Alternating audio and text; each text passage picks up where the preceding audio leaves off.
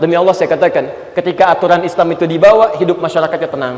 Nabi Adam aja manusia pertama yang diturunkan, diminta oleh Allah taat pada aturan Islam.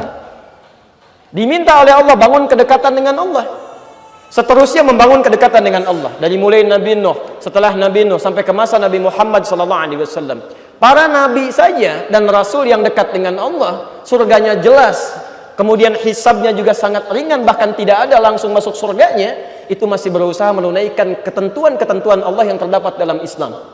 Maka bagaimana dengan orang yang belum terjamin surganya? Hisabnya masih menegangkan, amalan berantakan, tiba-tiba membuat ketentuan yang jauh dari ketentuan agamanya. Nah, saat Anda ingin bertanya, ya Allah, ketentuan apa yang kemudian kami mesti ikuti yang sesuai dengan aturan-aturan ini? Kelihatan insya Allah?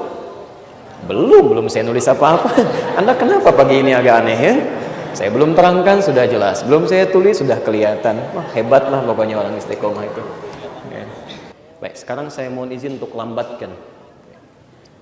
Kita temukan satu, Islam itu agamanya, din. Pelan-pelan. Fokus.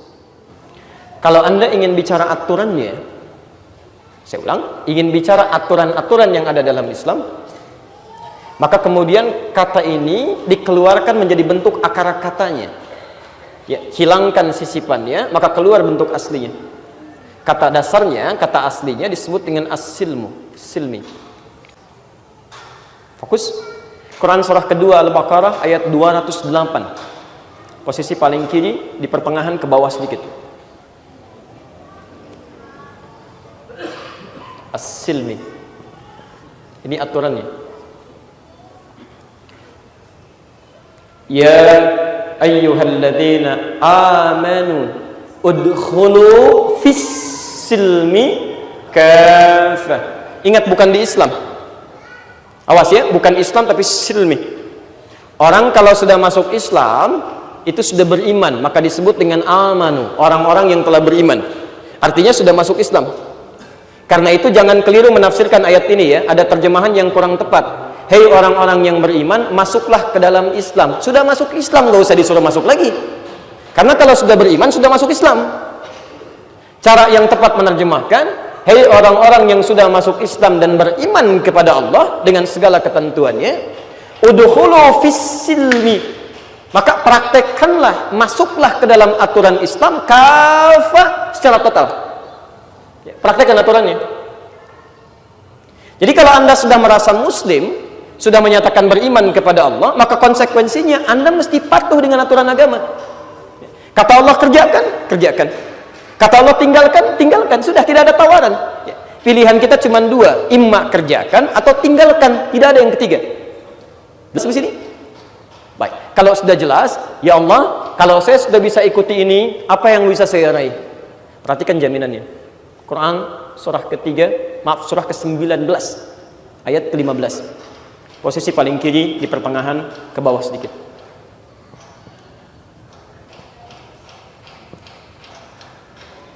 Salam.